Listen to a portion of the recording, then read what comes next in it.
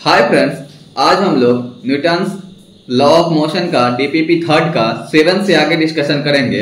हमारा क्वेश्चन है 3 forces F1 equal to 10 newton, F2 equal to 8 newton, F3 equal to 6 newton acting on particle of mass 5 kg. The forces F2 and F3 are applied perpendicular, so particles remains at rest. If the force F1 is removed, then the acceleration of particle.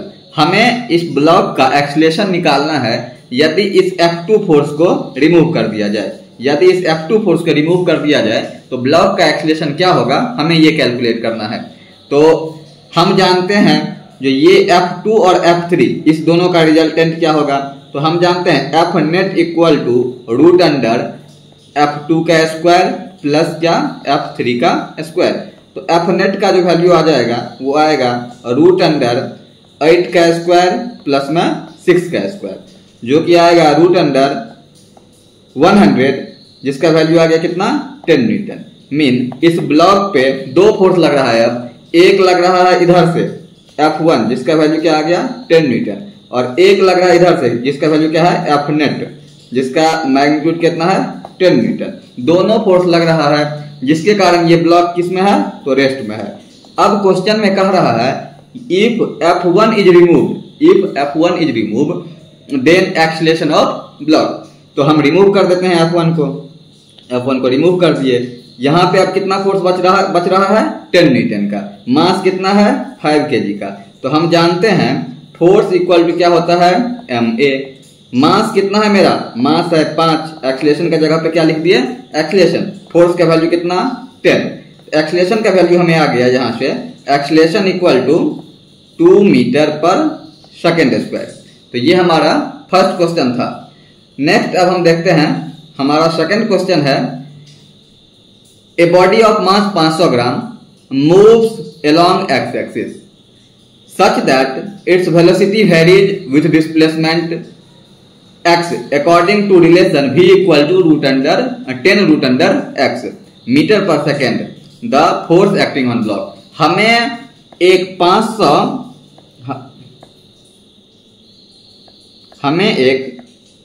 500 ग्राम का block दिया गया है। ठीक, इस पे इसका velocity given है, इसका वेलोसिटी v इक्वल टू कितना है 10 रूट अंडर x।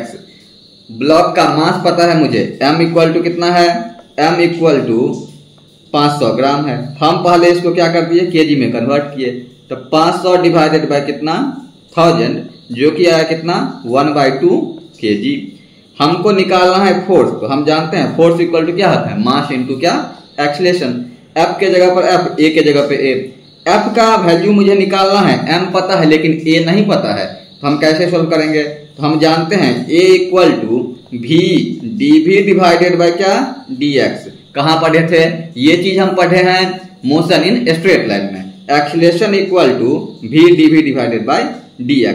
हमें A के जगह पे हमने A के जगह पे A रखा, V का वैल्यू दिया था 10 रूट अंडर क्या x, तो V के जगह पे क्या लिखा 10 रूट अंडर क्या x। dV के जगह पे D के जगह पे तो D, V के जगह पे फिर क्या 10 रूट अंडर क्या x डिवाइडेड बाय कितना dx। तो हम जानते हैं ये चीज क्या लिखा हुआ है, ये डिफरेंशिएशन लिखा हुआ है। तो हमको इसको डिफरेंशिएट करना है, इसको हमको क्या करना है, तो डिफरेंशिएट करना है।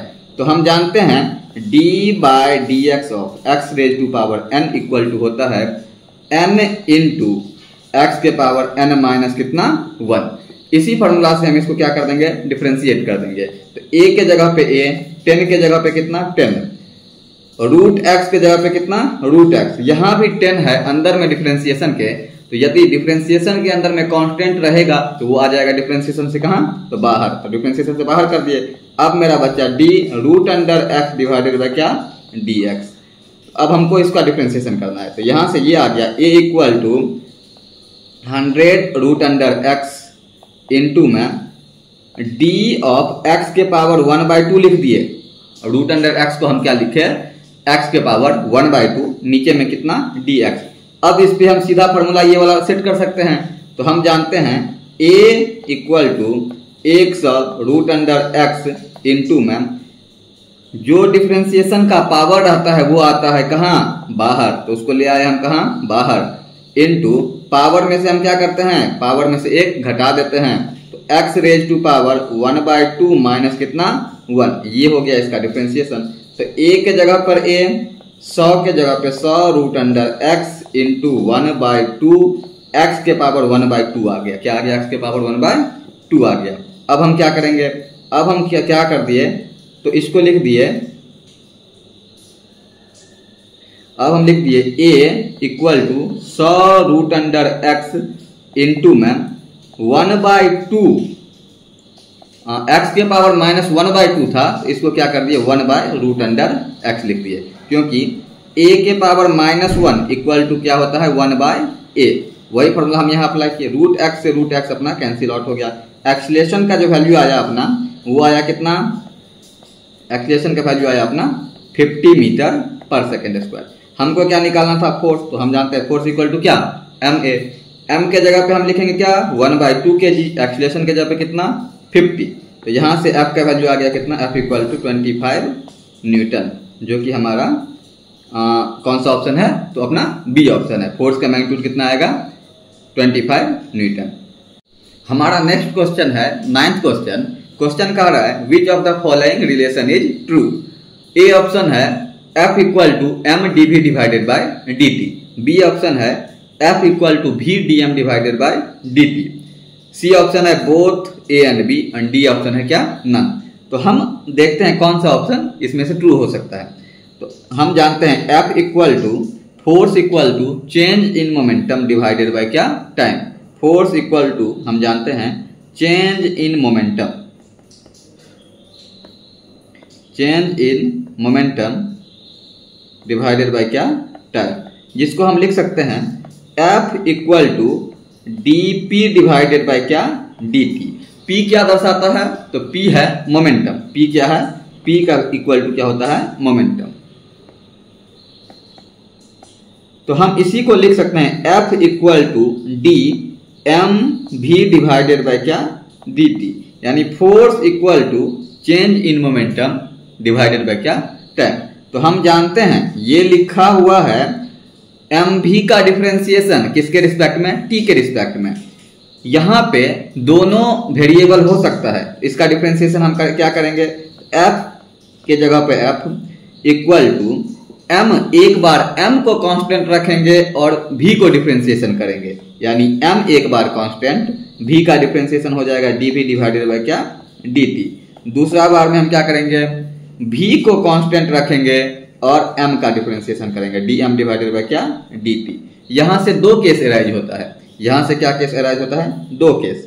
पहला केस कहता है यदि मास क्या हो, मास कांस्टेंट हो, यदि मास क्या हो कांस्टेंट हो। दूसरा केस अराइज होता है यदि वेलोसिटी अपना कांस्टेंट हो जाए, यदि वेलोसिटी अपना क्या हो जाए कांस्टेंट हो जाए।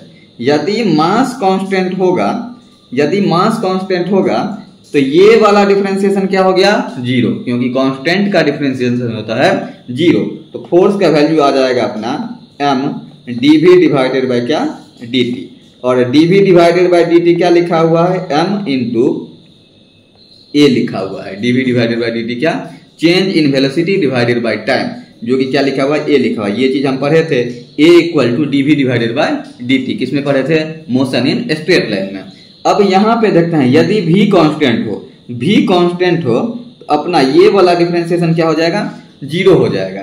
तो फोर्स का जो वैल्यू आ जाएगा, फोर्स का वैल्यू सिर्फ क्या आएगा, m v dm divided by क्या dt। फोर्स का वैल्यू अपना क्या आएगा, v into dm divided by dt, यानी ऊपर का दोनों रिलेशन ट्रू है, F equal to m dv divided by dt और F equal to v dm divided by dt, ये दोनों ऑप्शन ट्रू है। इसका मतलब कौन सा आंसर हुआ अपना, सी ऑप्शन हुआ। अब हम नेक्स्ट सवाल देखते हैं। नेक्स्ट सवाल कह रहा है 10th question, a 5 kg block is resting on frictionless plane. ये 5 kg का ब्लॉक है, फ्रिक्शनलेस प्लेन पे रेस्ट में है।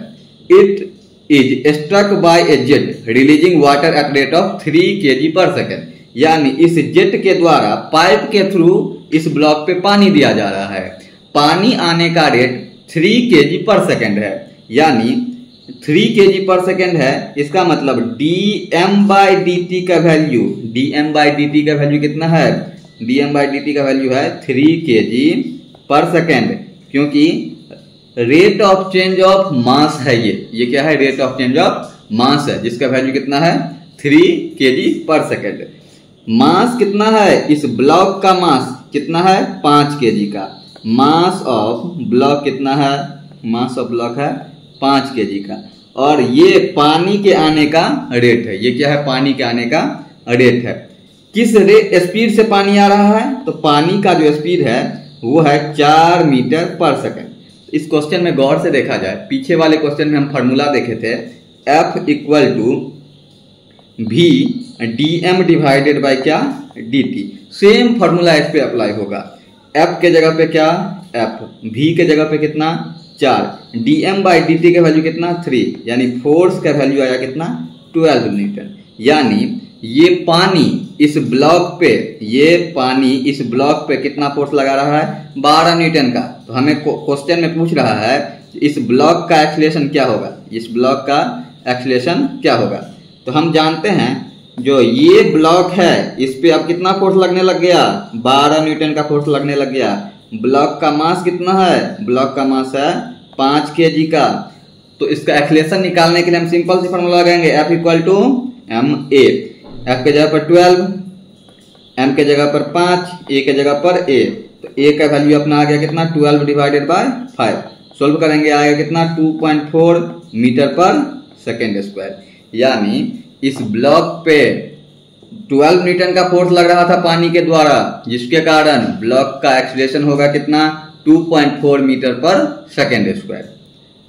अपना नेक्स्ट क्वेश्चन है 11 नंबर क्वेश्चन, कह रहा है if the force on rocket moving with velocity 300 metre per second is 210 newton. एक रॉकेट है, एक अपना ये रॉकेट है, ठीक, ये ऊपर के तरफ जा रहा है 300 मीटर पर सेकेंड से।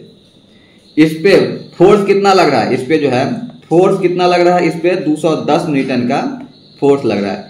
तो क्वेश्चन पूछ रहा है फ्यूल जो कंबशन हो रहा था, फ्यूल जो जल रहा था, किस रेट से फ्यूल जल रहा था हमको वो बताओ। यानी फ्यूल का जलने का रेट क्या था वो कैलकुलेट करना है। सेम फार्मूला लगेगा, F इक्वल टू क्या होता है, F equal to V dm divided by dt। ये dm बाय dt, ये dm बाय dt क्या बताएगा, ये dm बाय dt अपना बताएगा जिस पे कितना रेट से फ्यूल कंबशन हो रहा था। तो हम जानते हैं फोर्स आया 210 न्यूटन, V का वैल्यू है कितना 300 मीटर पर सेकेंड इनटू किस रेट से फ्यूल जल रहा था उसका वैल्यू क्या होगा dm बाय dt। सोल्व करेंगे इसको, तो dm बाय dt का वैल्यू अपना आ जाएगा 210 डिवाइडेड बाय कितना 300, 210 डिवाइडेड बाय कितना 300, यानी आ जाएगा 0.7 kg पर सेकेंड। फोर्स लग रहा था कितना 210 न्यूटन का, वेलोसिटी था कितना 30 मीटर पर सेकेंड। तो हम फार्मूला लगाए F equal to V dm by dt, force 210, V 300, dm by dt का वैल्यू कितना वो कैलकुलेट करना है। तो यहाँ से अपने को dm बाय dt का वैल्यू आया 0.7 kg पर सेकेंड। अब अपना नेक्स्ट क्वेश्चन है, नेक्स्ट क्वेश्चन कह रहा है a force of 50 newton acts in direction as shown in figure. ये ब्लॉक है, इस पे 50 न्यूटन का फोर्स लग रहा है, किसके साथ, तो नॉर्मल के साथ, वर्टिकल के साथ 60 न्यूटन का फोर्स लग रहा है। तो हमसे पूछ रहा है जो इस ब्लॉक का एक्सीलरेशन क्या होगा। तो हम जानते हैं जिसके साथ थीटा रहता है, जिसके साथ क्या रहता है थीटा रहता है, नॉर्मल के साथ यहाँ थीटा, थीटा किसके साथ है यहाँ नॉर्मल के साथ, जिसके साथ थीटा रहता है वो क्या होता है F cos थीटा, जिसके साथ थीटा रहता है वो क्या होता है F cos थीटा। यदि ये F फोर्स लग रहा है इस ब्लॉक पे, तो जिसके साथ थीटा रहता है वो F cos थीटा, और जिसके साथ थीटा नहीं रहता है वो क्या होता है F sin थीटा। हमको ब्लॉक का एक्सीलरेशन चाहिए, तो ब्लॉक पे फॉरवर्ड डायरेक्शन में जो फोर्स लगेगा वही फोर्स सिर्फ एक्सीलरेशन प्रोड्यूस करेगा। जो फोर्स ये लग रहा है वर्टिकल डायरेक्शन में ये फोर्स एक्सीलरेशन प्रोड्यूस नहीं करेगा।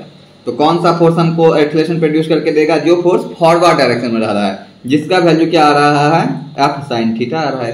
तो एफ के जगह पे हम क्या लिखेंगे? 50 साइन इंटू थीटा कितना? Sine 60 degree. साइन कितना?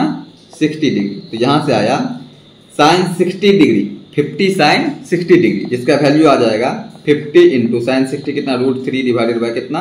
2। ये से ये कितना हो गया? कैंसिल हो गया। यहां से एफ साइन थीटा का वैल्यू कितना आ गया? जो कि आया 25 √3। फोर्स का वैल्यू ये आया है। मास कितना दिया है? 5 kg। तो हम जानते हैं F इक्वल टू क्या होता है? ma। फोर्स लिखेंगे हम 25 √3। m के जगह पे कितना? m के जगह पे हम लिखेंगे 5, एक्सीलरेशन के जगह पे कितना? a। तो यहां से एक्सीलरेशन जो आ जाएगा वो 25 √3 डिवाइडेड बाय क्या? डिवाइडेड बाय 5, यानी 5 √3 मीटर पर सेकेंड स्क्वायर।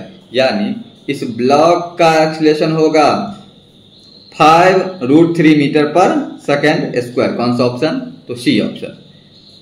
क्या करना है इस क्वेश्चन में? गौर से समझें। इस क्वेश्चन में पहले हम कंपोनेंट तोड़ेंगे। वेक्टर में सीखे थे कंपोनेंट तोड़ना। जिसके साथ थीटा रहता है वो होता है एफ कॉस थीटा, जिसके साथ थीटा नहीं रहता है वो होता है एफ साइन थीटा। हमने वही किया, जिसके साथ थीटा था उसको कॉस कंपोनेंट में तोड़े, जिसके साथ थीटा नहीं था उसको हम साइन कंपोनेंट में तोड़े। उसके बाद हमको एक्सीलरेशन प्रोड्यूस करने के लिए सिर्फ हॉरिजॉन्टल फोर्स रिस्पॉन्सिबल है, तो हमने सिर्फ हॉरिजॉन्टल फोर्स को लिया और वहां से F इक्वल टू ma लगा के हम एक्सीलरेशन कैलकुलेट कर दिए। नेक्स्ट क्वेश्चन है जेईई मेन 2003 का क्वेश्चन है। जेईई मेन 2003 में ये क्वेश्चन रिसेंट पिछले ईयर में पूछा गया है। A rocket with a lift off mass 3.5 into 10⁴ kg। ये है 3.5, यानी इस रॉकेट का मास है 3.5 इंटू 10⁴ कितना?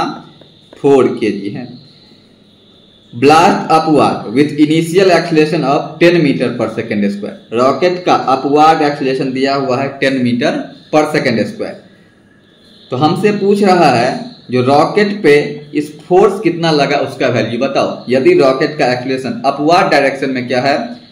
10 मीटर पर सेकेंड स्क्वायर है, तो हम जानते हैं यदि रॉकेट अपवार्ड जा रहा होगा तो mg उसको जरूर नीचे की तरफ खींच रहा होगा। mg कहां खींच रहा होगा? उसको नीचे की तरफ। तो हम यहाँ पे नेट फोर्स कैलकुलेट करेंगे। कैसे कैलकुलेट करेंगे? तो हम जानते हैं F minus mg equal to क्या होगा? ma होगा। F का वैल्यू हमें कैलकुलेट करना है। F का वैल्यू हमें क्या करना है? कैलकुलेट करना है। तो F इक्वल टू हो जाएगा ma प्लस क्या? mg। F के जगह पे F लिख दिए, m कॉमन लिए, ये क्या आ गया? a प्लस कितना? g। अब a का वैल्यू भी मुझे पता है, a का भी वैल्यू पता है और g का भी वैल्यू पता है और m का भी वैल्यू पता है। m का वैल्यू है 3.5 इंटू 10⁴ कितना? 4। a 10 metre per second square, g भी हम ले रहे हैं कितना? 10 मीटर पर सेकेंड स्क्वायर। तो फोर्स का जो वैल्यू आ जाएगा यहां से, तो F इक्वल टू आ गया 3.5 इंटू 10⁴ इंटू में यहां से क्या आ गया? 20। तो F इक्वल टू आ गया यहाँ पे 7 इंटू 10⁵ न्यूटन। फोर्स का वैल्यू कितना आ गया? 7 इंटू 10⁵ कितना? 5 न्यूटन। हम अब नेक्स्ट क्वेश्चन अपना देखते हैं। 14 नंबर क्वेश्चन जेईई मेन 2006 में पूछा गया ये क्वेश्चन है। 14 नंबर क्वेश्चन कह रहा है a ball of mass 0.2 kg is thrown vertically upward by applying a force by hand. If the hand moves 0.2 meter while applying the force on the ball goes up to 2 meter height. Further, find the magnitude of force. यानी ये ball था, यानी हमारे पास ये एक ball था, इस पे फोर्स लगाया गया हाथ के द्वारा। हाथ ऊपर उठा जिसके कारण इस पे फोर्स लगा। हाथ कितना ऊपर गया है? हाथ जो गया है ऊपर वो हुआ है 0.2 मीटर और ये बॉल और ऊपर कितना हाइट तक गया है? ये बॉल और हाइट तक गया है 2 मीटर के हाइट तक गया है और इसका मास कितना है? इसका मास है कितना? 0.2 kg। ठीक, तो हमसे पूछ रहा है इस पे टोटल कितना फोर्स लगा। तो हम जानते हैं 9th में हम पढ़े थे जो वर्क इक्वल टू होता है क्या, Fs। वर्क इक्वल टू क्या होता है, Fs। और वर्क को हम लिख सकते हैं mgh। वर्क को हम क्या लिख सकते हैं, mgh, potential energy. Work equal to कितना, पोटेंशियल एनर्जी। यानी अब mgh इक्वल टू हम लिख सकते हैं क्या, F इंटू एस। m के जगह पे हम क्या डाल दिए, 0.2। m के जगह पे डाले 0.2। g का वैल्यू हम रखते हैं कितना, 10 रखते हैं। h के जगह पे बॉल टोटल कितना हाइट तक गया है, बॉल टोटल हाइट तक गया है 2 प्लस में 0.2, यानी बॉल टोटल इतना मीटर के हाइट तक गया है। नीचे में इक्वल टू हम क्या कर दिए, Fs। F के जगह पर F, S के जगह पर कितना, ये डिस्टेंस 0.2। इसको सोल्व करेंगे तो F इक्वल टू आ गया मेरा, ये से ये तो कैंसिल ही हो गया, तो आया 2.2 इंटू में कितना 10, यानी फोर्स इक्वल टू कितना 22 न्यूटन। यानी इस 14 नंबर क्वेश्चन में हाथ के द्वारा 22 न्यूटन का फोर्स लगाया गया, जिसके कारण बॉल जो है और 2 मीटर ज्यादा हाइट तक पहुंच रहा है। ये JEE 2006 का क्वेश्चन है। अब हम नेक्स्ट क्वेश्चन 15 नंबर क्वेश्चन देखते हैं। कह रहा है which of the following relation is true about change in momentum. Change in momentum बराबर होता है initial moment, final momentum minus क्या, initial momentum. Delta P equal to final momentum minus initial momentum. यानी ए ऑप्शन भी अपना क्या है, true है। फाइनल मोमेंटम को हम P2 से डिनोट करते हैं, फाइनल मोमेंटम को हम P2 से, और इनिशियल मोमेंटम को हम क्या, P1 से डिनोट करते हैं। यानी बी ऑप्शन भी अपना ट्रू है। सी ऑप्शन कह रहा है mv minus mu, delta P equal to क्या है, mv माइनस क्या, mu। यानी mv क्या हुआ, फाइनल मोमेंटम, mu क्या हुआ, इनिशियल मोमेंटम। तो delta P equal to mv minus mu, ये भी सही है। ये हुआ फाइनल मोमेंटम और mu क्या हो गया, इनिशियल मोमेंटम, तो ये भी सही है। तो कौन सा क्वेश्चन अपना होगा, कौन सा आंसर, ऑल ऑफ एबव, यानी डी ऑप्शन अपना करेक्ट हो जाएगा। नेक्स्ट क्वेश्चन आया 16 नंबर क्वेश्चन, नीट 2011 का पूछा गया क्वेश्चन है। क्वेश्चन देखते हैं, a body of mass 2 kg hits normally a rigid wall with speed 10 metre per second square. एक बॉल था जो इसके तरफ जा रहा था, दीवार के तरफ, एक बॉल था दीवार की तरफ जा रहा था, कितना से, 10 मीटर पर सेकेंड से। बॉल दीवार से टकराने के बाद बॉल दीवार से टकराया और फिर रिबाउंड मारा। दीवार से टकराने के बाद क्या आया, रिबाउंड मारा। कितना स्पीड से, 10 मीटर पर सेकेंड से ही बॉल रिबाउंड मारा। तो हमसे पूछ रहा है चेंज इन मोमेंटम क्या होगा, हमसे क्या पूछ रहा है, चेंज इन मोमेंटम, यानी बॉल का मोमेंटम कितना चेंज होगा। बॉल गया, दीवार से टकराया, टकराने के बाद बॉल कितना आया, सेम स्पीड से वापस आ गया, तो बॉल का चेंज इन मोमेंटम कितना होगा, हमको वो कैलकुलेट करना है। तो change in momentum, change in momentum हमको क्या करना है, कैलकुलेट करना है। चेंज इन मोमेंटम को हम क्या लिखते हैं, डेल्टा P से लिखते हैं ना, डेल्टा P इक्वल टू क्या लिखते हैं, चेंज इन मोमेंटम। तो गौर से देखा जाए इस क्वेश्चन में, बॉल का मास कितना है, m इक्वल टू कितना है, 2 kg। पहले डाटा कलेक्ट करेंगे। u का वैल्यू कितना है, u, जिस वेलोसिटी से बॉल जा रहा है वो कहलाएगा क्या, u। बॉल जा रहा है फॉरवर्ड डायरेक्शन में, आगे की तरफ बॉल जा रहा है। बॉल कहाँ जा रहा है, तो बॉल आगे की तरफ जा रहा है, बॉल जा रहा है किधर, आगे की तरफ, तो वो होगा u। तो एक डायरेक्शन हम पॉजिटिव लेंगे और दूसरा डायरेक्शन हम क्या लेंगे, निगेटिव लेंगे। तो u का वैल्यू आएगा plus 10 metre per second square. Ball जब दीवार से टकराया तो ये क्या किया, वापस आया, तो ये डायरेक्शन हम क्या लेंगे, निगेटिव। और ये क्या कहलाएगा, फाइनल वेलोसिटी है, इसीलिए ये v कहलाएगा। तो v कितना आया, माइनस 10 मीटर पर सेकेंड। एक डायरेक्शन पॉजिटिव तो दूसरा डायरेक्शन क्या होगा, निगेटिव। तो v इक्वल टू कितना आया, minus 10 metre per second square. तो हमको चेंज इन मोमेंटम निकालना है, तो पीछे ही फॉर्मूला देखे हैं, delta P equal to mv minus क्या, mu। m के जगह पे डेल्टा P के जगह पे डेल्टा P, m के जगह पे हम कॉमन ले लिए m को, v माइनस इसको क्या लिख दिए, u। डेल्टा P के जगह पे डेल्टा P, m को हम कितना मास दिया हुआ है, मेरा कितना मास दिया हुआ है, 2 kg, तो हम लिख दिए 2 इंटू v का वैल्यू कितना, माइनस 10 u का वैल्यू कितना 10। तो यहां से आया delta p equal to -40 kg metre per second. Change in momentum कितना आया -40 मीटर क्या पर सेकेंड। मीन ये माइनस साइन क्या इंडिकेट कर रहा है, ये माइनस साइन इंडिकेट कर रहा है जो चेंज इन मोमेंटम क्या है निगेटिव है। चेंज इन मोमेंटम क्या है निगेटिव है, क्योंकि बॉल जा रहा था इस डायरेक्शन में, बॉल जा रहा था क्या इस डायरेक्शन में, लेकिन चेंज का डायरेक्शन क्या है मेरा, चेंज इन मोमेंटम का डायरेक्शन मेरा है क्या ये डायरेक्शन, ये क्या है मेरा डेल्टा p का डायरेक्शन है। तो हम इसका मैग्नीट्यूड लेंगे, डेल्टा p का मैग्नीट्यूड लेंगे तो वो कितना आएगा 40 न्यूटन। डेल्टा p का मैग्नीट्यूड अपना क्या आएगा 40 न्यूटन का। तो अपना 16 क्वेश्चन भी सॉल्व हो गया। नेक्स्ट क्वेश्चन अपना है 17 नंबर क्वेश्चन। कह रहा है a 100 gram tennis ball coming at speed of 20 metre per second is hit straight back by bat at speed of कितना 40 मीटर पर सेकेंड।